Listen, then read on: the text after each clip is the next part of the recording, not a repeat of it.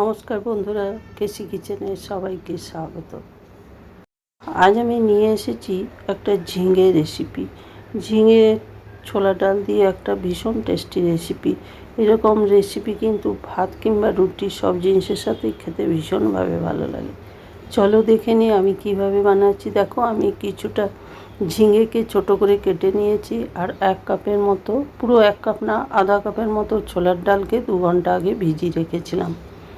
এবার এদিকে চলে যাই রেসিপিতে। দেখো, কড়াই চড়িয়েছি, তার মধ্যে সর্ষের তেল দিলাম। সর্ষের তেলটা গরম হয়ে যাওয়ার পর গোটা জিরে আর একটা শুকনো লঙ্কাকে 2 টুকরো করে দিয়ে দিলাম। এইবার দিলাম গোটা গরম মশলা, এলাচ আর দারচিনি। সমস্ত ফোড়নটা ভালো করে একটু ভেজে নেব। একটু যখন মিষ্টি গন্ধ উঠবে তখনই একটা পেঁয়াজ কেটে রেখেছি, সেই পেঁয়াজটাও আমি এটার মধ্যে দিয়ে দিলাম। পেঁয়াজটা একটু বেশ ভালো করে ভেজে নেব।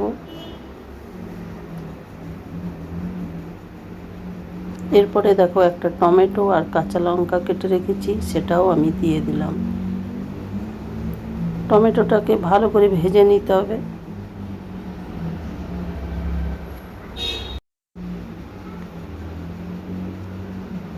দেখো, ঢাকা দিয়ে দিয়ে টমেটো আর পেঁয়াজটাকে আমি ভেজে নিচ্ছি, তাহলে খুব সহজে নরম হয়ে যাবে। এরপরে দেখো, ঢাকা খুলে দেখাচ্ছি, পেঁয়াজ আর টমেটো দুটোই কিন্তু ভাজা হয়ে গেছে।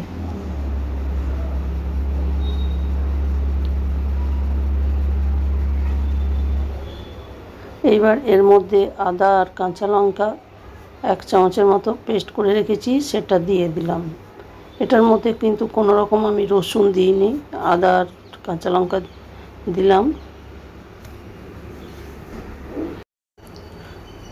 আদাটা দিয়ে আর একটুখানি বেশ 1 মিনিটের মতো আদাটাকেও ভেজে নিলাম পেঁয়াজ আর টমেটোর মধ্যে, তাহলে টমেটো আর পেঁয়াজটা আরও ভালো করে ভাজা হয়ে যাবে বা নরম হয়ে যাবে।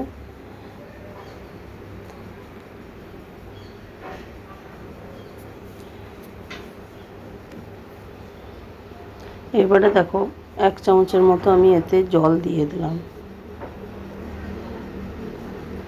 জলটা দিয়ে দেওয়ার পরে এরপরে আমি পরিমাণ মতো নুন দিয়ে দিলাম, কতটা আমার ঝিঙে আছে বা ছোলার ডাল আছে। এরপরে আমি 1 চামচের মতো হলুদ দিয়ে দিলাম, 1/2 চামচের মতো জিরে গুঁড়ো, 1/2 চামচের মতো ধনে গুঁড়ো, আর খুবই ছোটো চামচের 1/2 চামচের মতো আমি কাশ্মীরি লঙ্কার গুঁড়ো দিলাম। মশলাগুলো দিয়ে দেওয়ার পরে বেশ খানিকক্ষণ ধরে এগুলোকেও কষিয়ে নেবো, তবে হালকা হালকা জল দিয়ে দেবো, কেন কি এটা ভীষণই কম তেল দিয়ে করছি, সেই জন্য মাঝে মাঝে জল দিয়ে দিয়ে কষিয়ে নিলে কিন্তু মশলার কষাটাও ভালো হয়ে যায় আর কম তেলে রান্নাটাও হয়ে যায়। এরপরে দেখো, ওইদিকে যে ছোলার ডালটা আমি ভিজিয়ে রেখেছিলাম 2 ঘন্টা আগে, একদম খুব সুন্দরভাবে ভিজে গেছে, সেটা আমি দিয়ে দিলাম। তোমরা যদি চাও তো ছোলার ডালটাকে আগে সেদ্ধও করে নিতে পারো, যদি ভেজানো না থাকে, তবে ভিজিয়ে নিলে কিন্তু খেতে ভালো লাগে আর সহজে সেদ্ধও হয়ে যায়। দেখো, ছোলার ডালটা দিয়ে প্রায় 2 মিনিটের জন্য ঢাকা দিয়ে রেখে এলাম। তারপরে দেখো, ঢাকা খুলে দেখাচ্ছি, আরও ভালো করে কিন্তু পুরো কষিয়ে নিতে হবে।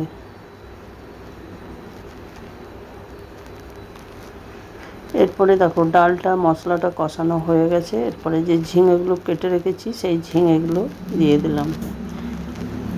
ঝিঙেটা দিয়ে দেওয়ার পরে খানিকক্ষণ ধরে ঝিঙেটাকেও কষিয়ে নিতে হবে। তোমরা তো ঝিঙের তরকারি অনেকে অনেক রকমভাবে বানিয়ে থাকো, এইভাবে একদিন বানিয়ে দেখো, এটা রুটির সঙ্গে খেতে ভীষণ ভালো লাগে, রুটি বা পরোটা বা লুচি যে কোনো জিনিসের সঙ্গে। এরপরে দেখো, ঢাকা দিয়ে দিয়ে এটাকেও কষিয়ে নিচ্ছি, তাহলে কী হবে, ঝিঙের থেকে যে জলটা বেরোবে তাতে কিন্তু পুরোটা কষানো যাবে আর একটু ঝিঙেটা নরমও হয়ে যাবে।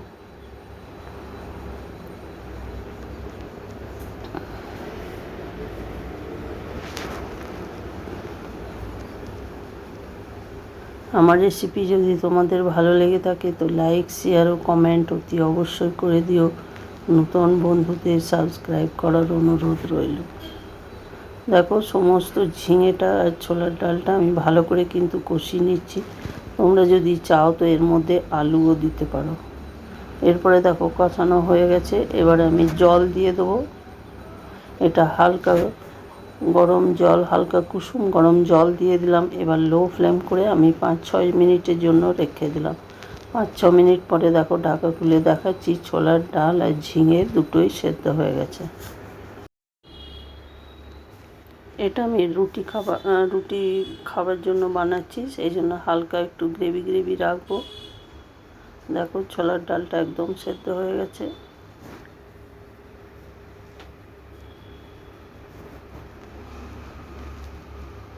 আর এটা একটু হাতায় করে ভালো করে ঝিঙেগুলোকে ম্যাশ করে দিতে হবে।